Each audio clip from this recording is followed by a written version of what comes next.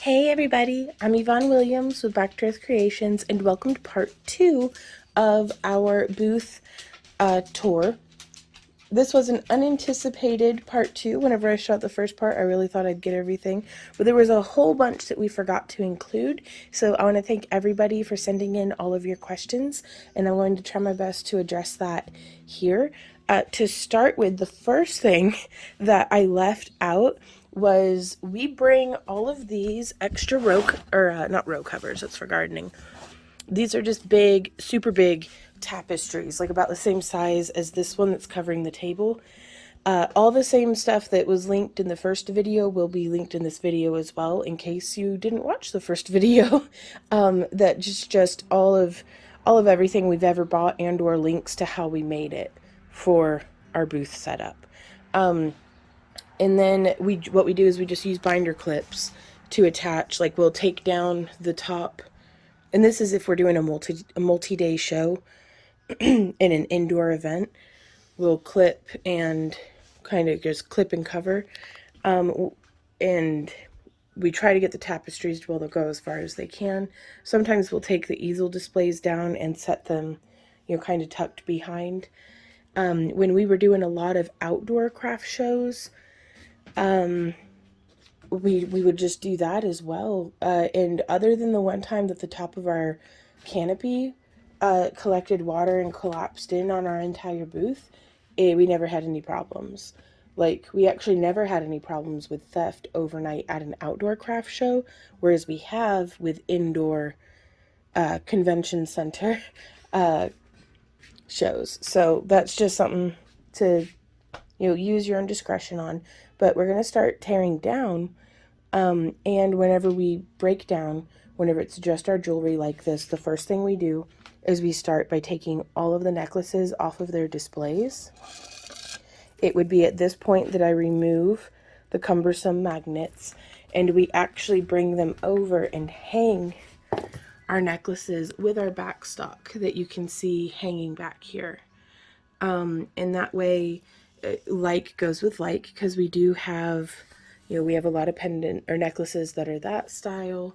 We have, like, you'll notice there's particular styles, like there's that Oksana style wrap at the top there, this Oksana style wrap hanging here, and we'll group like by like, and then we will put them into the earring, or not the earring trays, the inventory trays.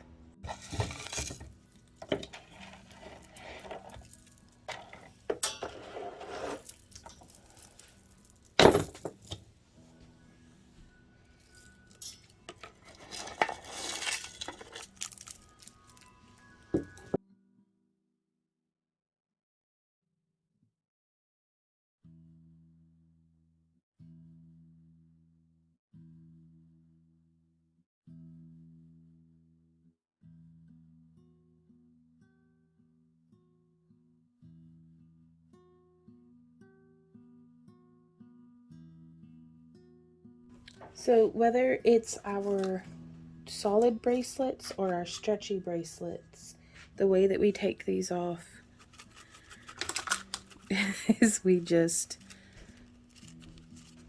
slide them off of the display. Now these bracelet bars, I'm not gonna lie to you, are a bit dinkier than the older ones we had gotten, but I still really like them and think they do the trick. We could have rigged some sort of bar system just across the grid squares, but the nice thing about these are having, other than our pendant flats not being independent of the grid squares, it's nice that if we change our display setup, we could move our bracelets to an open area. We could bring them up here. We could, do all sorts of different stuff with it. And again, I really like to have just as many options as possible whenever, it concerns our booth setup. So yeah, this is also, if somebody had wanted this bracelet in the middle, that's how, like, we'd have only had to have taken off half, but that's how we get to the bracelet in the middle. And now also, as part of this mock booth setup that we're doing, if there's any looseness in the ends, I'm going to go through and I'm going to re-glue these. And I'm just using a tacky craft glue to do that. Another thing that I had meant to talk to you guys about in the part 1 video is here we have 2 different styles of ring tray inserts. We have this style that has just individual little cutouts that you can press a ring or an ear cuff into, and then we have this style that we've been using for years. This one's pretty worn out. It started out looking like that, and now after about a decade looks like this. And honestly, we can fit less on this one, but it's easier to keep track of what we have in stock. And it's also easier to keep the ear cuffs in position for if there's a pair, we can skip a spot and do another pair. So we do have 2 of this style, and I'm going to try doing just this style. Not just because the black is more vibrant, and I think looks a bit sharper with our booth setup, but some of these are just kind of worn out looking, and I mean, we're not particularly high end. We start our ear cuffs at like $3 to $5, but I still want it to look as fancy as possible, I guess.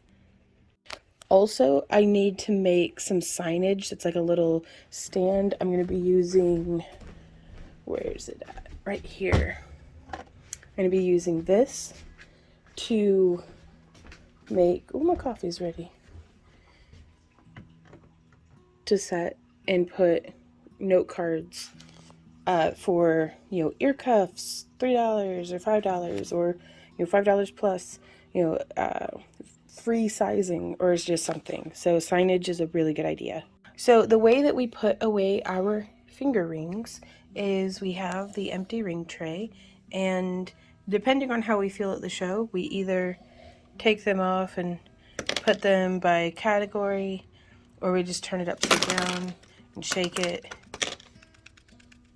But we're still going to have to, they stick on there pretty good. Yeah, the smaller ones do. Yeah, that's true. It gives us a nice random variety. Yay! Now it's done. Yes, it is. So the way that we do this is we still have the box that the earrings came in, and the way that we take our earring displays down is we just put it in the box, and then we have in the past wrapped with bubble wrap. It's not a huge deal. When we undo the bolt in the bottom, and then we take that off, we replace the bolt back onto the end, and that is how we have not lost the bolts to the other 2 since 2008. So yeah, and then we just stack that in there and close it up. We don't really bother folding the top, like doing that one tucked into the other, just because it wears the cardboard out faster. Because that's a new box. Do you want to bring us over an old box, honey?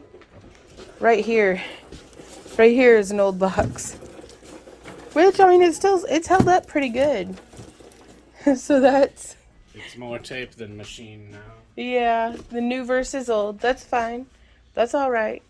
So usually, about in this point of breakdown, things are starting to get kind of messy looking through the booth, but that's fine. We just come through and we gather up all of our cone displays and just stack them, actually. Like, I don't really feel the need to unsnap them and make them be not cones anymore.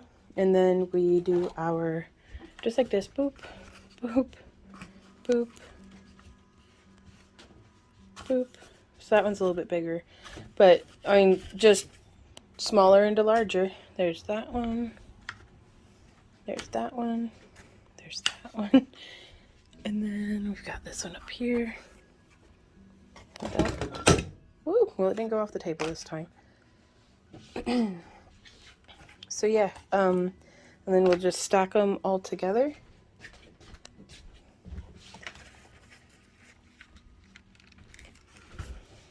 And all of these smaller ones go inside the larger ones. I mean, I feel like that's not a bad way of, they really start to take up a lot less space once you get them condensed together.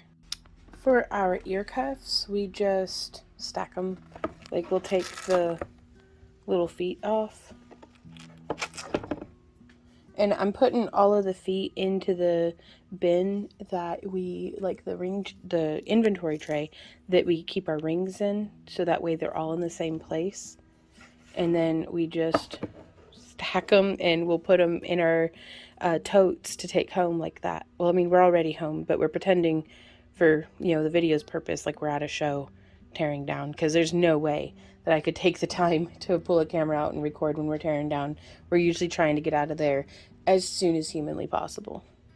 Okay, so last thing about the ear cuffs. You can see here we have this additional display that we use to put underneath them to make a solid base. It's got just a little bit of padding, so I put this in on top and set that down, and then we'll take this one and set it in on top. Any of our bigger pieces, like these steampunk ones, they will always be priority to display here, so those will go back into the actual inventory tray. But this saves us just that little bit more of setup time, so that's nice. So this is the inventory tray that we put all of our necklaces in. Now, again, we don't mind so much when our necklaces get tangled, because it gives us an opportunity to weed out if there were any defects in the chain or any weaknesses. It will get exposed in this stage. And I would always, always, always rather our jewelry break with us, where I can repair it or replace the chain, than to have sent it home with a customer who's going to expect it to be durable, and then if it breaks. Now, we do provide, we give a business card with every single sale, and we let them know that we do free repairs on all of our work. So, that's something that we do stand by our quality. And, it's sometimes life happens. We tell people, so long as you don't smash it to dust with a hammer or set it on fire, we can do something to fix it. Sometimes there's nothing we can do about a broken stone or something, but we can figure something out. So, and I honestly think just giving that guarantee and standing by it, we haven't really had to fix a whole lot of stuff over the years. But for the folks that we have fixed it for, they really appreciated it. And it's always nice to see something, that I made come back into my hands and to see how it's held up. And it's, I don't know, it's nice. I like it. But yeah, so we can fit a whole bunch of necklaces in one of these tackle box trays. And we have a different tray with the hooks in it, but I think we're condensing everything down. So I try to keep like with like. So we've got our storage hooks there. Another question that we had gotten was about how we do our signage and like our booth signs. And this is something that if you're doing a convention center vending event and it's piped and draped, oftentimes they'll put your business name up on like a little banner, and these will just be like scattered about on the floor. And these little hooks are what, the banners hung from. And so that's where I got these. These other ones were like some sort of split ring for attaching to a keychain that we opened up. Like it had a loop and then was another loop that was a split ring. But we opened that up to make a hook. You could use just carabiners or something. But that's just how we do that. And as far as the signage goes, so much of that depends on if your booth is piped and draped, if you have grid walls as like a backdrop or anything like that. So other than very conventional, like we made an unconventional, I guess, frame out of PVC pipe that we erect when like to go up way high to do our booth sign whenever we have our grid walls. But for the most part, it's safety pins, binder clips, zip ties, bungees. So hopefully y'all will find a better method or a better route than what we have. But I'm sorry to not be more helpful about that. If we are able to do our costumes at our next vending event, we will cover more of our costume setup and grid wall in that video. So be sure to leave comments if you have them for us to address in the, I guess, part 3 of our booth setup. So for these ears, we just pop the ear out of its display, out of its stand, put it back in the same bag we got them in, and we just stack these. Easy as that. So the way that we break down our bracelet bars is we still have the boxes that they came in, because it really, the same leatherette material dents really easily. And so, and this is what I mean by they're a little bit dinkier, is these wobble a bit more. I don't have a ton of faith in this bottom piece, but it's what I needed it to be. I'm sure there's a lot of y'all who are very crafty who would be able to figure out how to make your own of these. We didn't feel like dealing with it, so we just bought them. And then we'll slide these in to the original box, because if you can keep the movement down to a minimum, then you're going to have less denting and less problems. And then we just slide. Man, this is real tight. How'd you get yours in? It seems that way. There we go. Mine was all wedged up funny in the back. I was like, how in the heck? There we go. Oh, that's so... There we go. Now, we do bring... If I were making our own bracelet bars, I would go with about this 2-inch diameter. Just because if you do a very thin bar, yes, you can, it takes up less space and pack down, but having this wider section displays a broader segment of your bracelets and shows off more of the design or more of the stones. So if you do, like, of all the displays, I feel like we could have saved money. We went this route because it saved us time, but we could have saved money and made probably a better product on these bracelet bars. Everything else that we've purchased, I'm 100% happy with. I'm only like 90% happy with these ones, just because the ends keep popping off. So, okay, so the way that we are going to be loading the tote is we have our 2 large displays first. Thank you, honey. And then, what did I do with my stack of silly links? There they are. We take just a layer of foam, and this keeps it from scraping on each other. And then we take the whole pendant flat, all the pendants still on it, the entire hanging contraption, and we set that in like that. We want this untucked so that it just sits like that. And we will put another piece of foam to keep things from getting tangled. Thank you, honey. We set it down. We lay it flat. Another silly links. Now this stuff was 99 cents per sheet. You could use whatever kind of bubble wrap. Thank you, baby. We had it for, well, this one's still got some magnets stuck to it. We had the silly links foam because that's what we draft out a lot of our leather patterns in. We'll draft it in foam first just to do a test fit. And then, but a piece of foam lasts a long, long time, so that's good. And we're just setting that down. Again, we just going slow and steady, keeping things tidy. It lets you take care of stuff. There's no sense in, I mean, other than the time that we got chased out of a street festival by a tornado, there's really nothing that you can't take a moment and tidy down, pack down your booth with a bit of intention. Okay, so do that right there like that. And now we have these displays. Hey Randy, do you remember if we put these displays in on top or did I pack them down the side? Okay, thank you.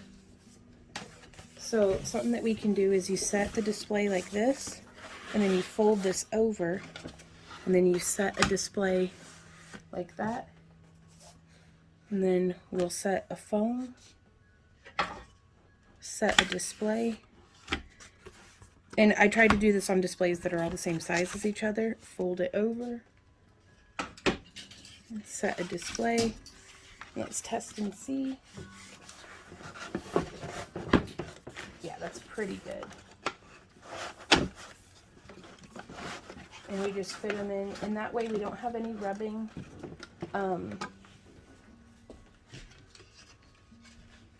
Set that one up, tuck it in there on the side.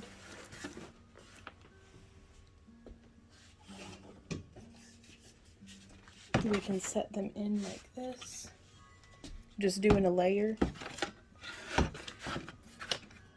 And you'll find what works best for you with your booth and your displays.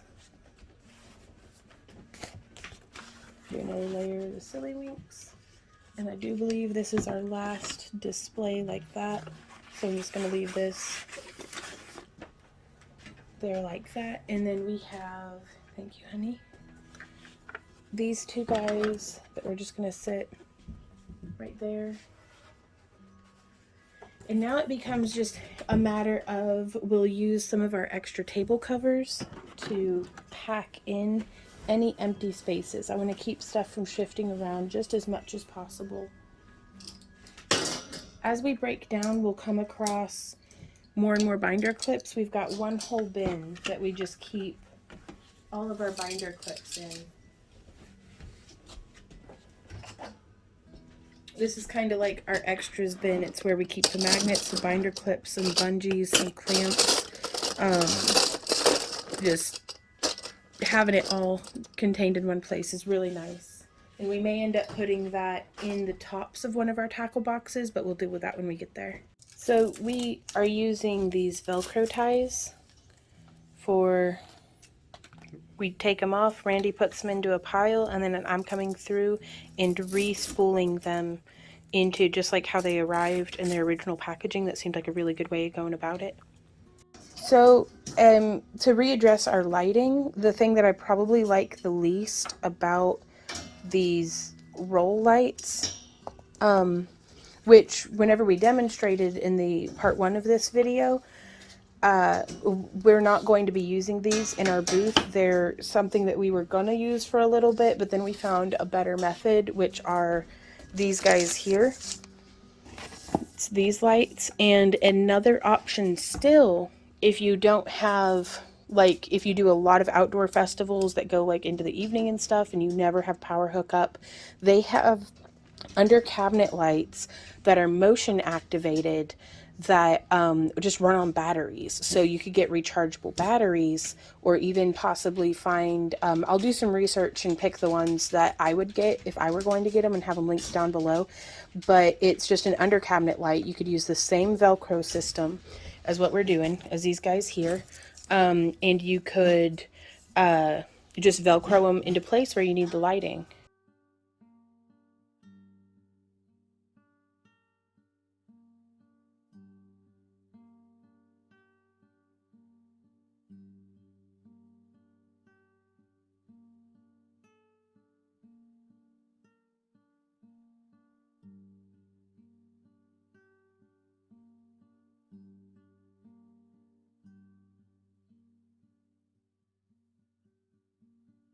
So this is how we take the grids apart, is just making sure that we're not losing any of the corners. We just break it down across the table. You can see that's all Randy's done. That's all he's got left. But sometimes they're stubborn, but that's how they break down. And I personally really do like these corners better than the zip ties, just because I feel it makes it so much more structural that there's not as much wibble wobble. We may end up having to do a side-by-side though, to see really which one's better. So here you can see we have it labeled, what's in the totes. We've got our mirror here on the top just because that's where we were able to get it to fit. But we just put in all of the bracelets, our bag of extension cords, our different lights. You can see we used the cover cloths. Our earrings are taking up the whole bottom of this. We were able to fit all of our lights so far in one of these, cords and everything. So whenever we get the other half of them in, they'll be going in here as well. And then just condensing the extension cords down. And then we just store this. We always make sure that this tote doesn't get anything else stacked on top of it if we can manage it. But it was a $5 mirror, so if it breaks, it breaks. This is tote number 3. It has the little bin, all of our display trays, our third earring, and we are going to be wrapping these in tablecloth, like the tapestry, and tucking them into the side. So this is how I stack the fingers together for putting them away, and I can fit both of them in here, and then I just pack in the rest of the tapestry to get things to not shift around. Alright,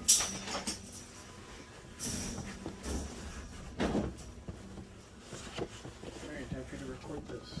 Oh, okay. Okay, so the way that we're going to stack these in, and you can see this is our old ear display, which I think this is creepier than our new one. Yes. Well, it just looks like that rubbery Terminator skin. Like, they were so close, but they didn't get it quite right.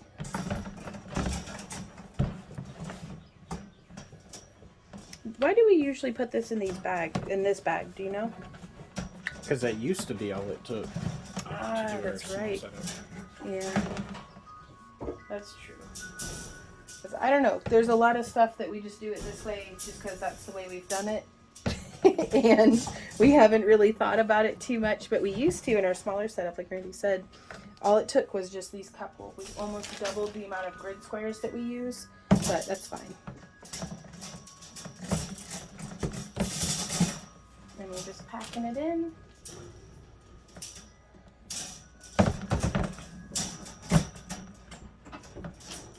Keep packing it in.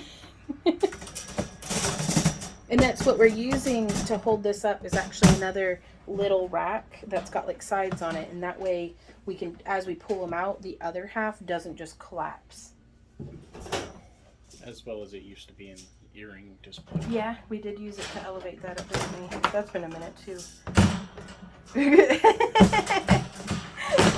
There's a Buttman sticker in the bottom of the bin.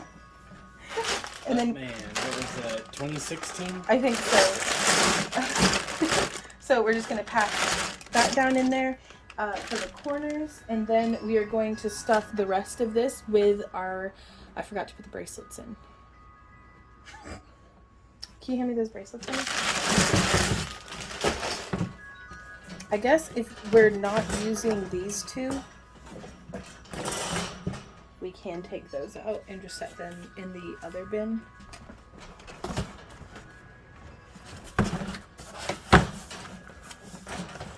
Okay. Oh, that's all right. Can you hand me another one? Did we only have the 3, or did I miss some somewhere else? No, we had 5. Okay, well I put 2 somewhere else. Oops. Just do that like that. Like that, and then will we still have room for the Table covers. yeah. Which, do you want them folded or just crumpled? I'm not super picky. I actually need to go through and hand sew them before we pack them in. Okay. So, all right. So yeah, just imagine that there's table covers in there, and that's 4 totes, whole booth. That's nice. So this was the whole booth. Then we've got this tote, and those 2 totes, and in that tote. So yeah, 4 totes. Okay guys, it's pretty windy, so I hope you can hear me okay, but this is how we load our car. It is a small Mitsubishi Mirage. Like, this is not a big car, but I love hatchbacks because we're able to fit, like, we can really fill up that space. And so here you can see We have our two shorter black totes here, and then we have our deeper blue totes here. We have the 4-foot table wedged underneath these blue totes. The footwell on both the back seats are still open. That is where we're going to be tucking gallon jugs of water, because we can't always leave our booth to go get drinks, so we bring gallon jugs of water with us. We will also be cramming our duffel bag. Now, with this setup, we are specifically using the tables at the convention center. We've been doing this show for years and years and years, and we know that we can count on the tables there to be the size that we need. So we're just bringing a 4-foot table so we can do a little bit of an L. Check out part 3 of our video series for booth setup to see kind of a tour of in our booth and everything whenever we're actually set up at the show. But it's always a good idea, you guys. Like at the time of recording, we're still about 10 days out from the convention, and we wanted to make sure that we can fit all of our inventory, all of our display, the table that we're going to be using, and then so we'll put our duffel bag up here on the side, also our bathroom box that I keep all of my makeup and costume stuff in, as well as like our soaps that we bring with us from home. The last thing you want to get is like a rash from like your skin being dried out from the hotel soap. So it's just something to, if you travel, you know what you want to bring. If not, bring smaller bottles of what you already use at home and you'll be fine. But yeah, so our duffel bag, our bathroom box or bag, we may just be cramming it all into, if it's a malleable bag, you'd be surprised what you can fit down in little spots like here, or down between the doors, or in that little bit of space, or like here underneath the we always bring ring gear with us. I mean, I shouldn't have it buried right now, but and one of the bags of chicken feed apparently spilt. But we always have our air compressor for blowing up tires. We have a spare tire here underneath the trunk area. This is our cart that we use to, I mean, we could carry all this crap in, but I don't want to. And I always, like, if we can bring our own cart and leave whatever carts are provided by the venue for folks who just don't have a cart, that's perfect. Like, we like being as self-sufficient as possible. The least we have to depend on the venue for anything, the better. And we will be bringing a crock pot and a cooler so that we don't have to eat out the whole time. So we'll be fitting that kind of in this area. The crock pot goes sideways with an electric kettle inside of it. And we use the electric kettle to make tea and boil water for, we get freeze-dried like backpacking meals. Our favorite is the lasagna, and we'll cook that, like just boil the water and pour it into the bag in our booth, and put a mozzarella cheese stick in it, and it is decadent. We'll go over that again more in part 3, what we eat in the booth, as well as like trying to stay on as low of a budget as possible whenever we're out traveling, because it really adds up fast if you're eating out 2 or 3 times a day. But yeah, this is how we load the car, you guys. I really, really hope that this has been helpful to y'all. I really do miss our van though. Like, we had a Chrysler Town & Country 2001, so like you could actually remove the seats entirely and we could fit so much stuff in there. Our 8-foot grid walls, like everything, it was perfect, except for it was a 2001 van and the transmission fell out of it. But that's fine, it is what it is. So until then, we're using our blue car. Hey guys, so I wanted to thank y'all so much for all of the feedback that we've gotten on our booth setup video series. We still have at least one more video coming out concerning booth setup, vending both indoors and outdoors, like kind of a little bit of a vendor survival guide, just in the sense of what food we bring with us, like what we're doing to keep ourselves fed and hydrated in the booth, and just like what craft supplies I bring with me. So if you guys have any questions that weren't addressed in this video or the previous 2 videos that will be linked down in the video description below, either leave it as a comment or you can send us an email at backtoearthcreations@yahoo.com. And even if it's, maybe you just missed it in a previous video, but if you have any questions it's our goal to be as helpful to you as possible. So send us that email or leave a comment down below so that we can help you out. There's no wrong, there's no bad questions, there's no stupid questions or anything like that. So, please do feel free to contact us. Now, that being said, from our previous video, the number one question we were getting from folks, the number one question y'all were asking was what to do when you're vending and it's windy, which is just the worst, I have to say. And that's speaking from years of experience of we have been chased off. Story time. We were doing an outdoor craft show. It was like the Homespun Arts and Crafts show, I think, in northern Alabama, years and years and years ago. And we had made $7 all morning. It was a $50 booth fee, and we spent that $7 on like a blooming onion from one of the food vendors, because this is before we always brought a cooler with us, so that we didn't have to buy food and drinks.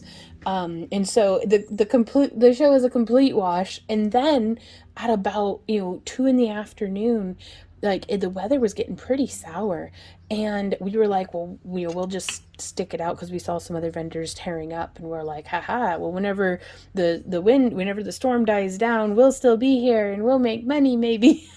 Hopefully. We didn't. Tornado sirens started going off. Apparently what had happened is whoever was organizing it had told this end of the vendor line and was like, tornadoes coming, pass it on. And it got to about this far before they stopped passing it on. And so these sirens were going off. Downpour rain, like just sideways wind. And we got our booth torn down so fast. But that's just one of multiple instances of that we've had to just you deal with the hand that's dealt to you when vending sometimes. So sometimes it's just cut your losses and make sure you can live to vend another day. But when it's windy with a 10 by 10, we would always bring gallon jugs of water for us to drink. And our Easy Up has feet that you can put on it that you can then set weights and stuff on to help bind it down to the ground whenever you're on concrete, and can't stake your tent down. If you can, do it. Like if you can stake the feet of your tent down and do tie lines and stuff, now make sure that your tie lines are obvious, because you don't want to be like tripping folks. And oftentimes vendors will be packed in like booth next to booth next to booth, so there's not a whole lot of room to tie them down, but you can at least put weights on the legs of your canopy. We used to use ankle weights, just because you could wrap them around the leg of the canopy, and you could put at 20 pounds on each corner. And I mean, it's not going to save you from a tornado, but it's points for effort, and it can go a long way in just keeping you grounded. And then we'd use the gallon jugs like with bungees through the handles and like kind of hooked onto the frame as well. It's always worked to our benefit that my partner and I are both quite rotund, so we can hold on to the frame and keep it from blowing off if it's gusty. But typically, if the weather's really bad, we'll just pack up, because we don't want to lose our livelihood, all of our inventory, all of our displays, just for trying to make some money. Now, that being said, if it's a gusty but otherwise beautiful day and you're just dealing with the wind and the customers are there and enjoying themselves, so you want to stay, binder clips and clamps have saved us, because once you can keep your canopy down, you want to keep your inventory on, the displays. And so we use a whole lot of binder clips, like big ones, small ones, to clamp. In the previous, I'll try to remember to edit in some video from our previous booth tour, but there's like these long parts of our displays that we can like clamp to the wireframe vertically. We come in underneath, and you could use as many of these as you need across the back of our easel displays to keep that bound down. And we go through the wire of the grid square and hook it on. Right here is where I will add in the examples that I'm talking about. And then For the table covers, because that can get caught and flappy in the wind, we'll use big clamps or even smaller or medium clamps like these ones, or even giant binder clips to clamp the from under the table. We'll go around the table leg and then pinch the fabric and then clamp it. So it would be like that, clamping, and the table leg would be through there, and that keeps the table cover at least from blowing up over the table. But yeah, a whole lot of it is just laughing it off, being as good natured as possible, because I mean, at least it's not also raining. So, and but yeah, so it's just clamping stuff down.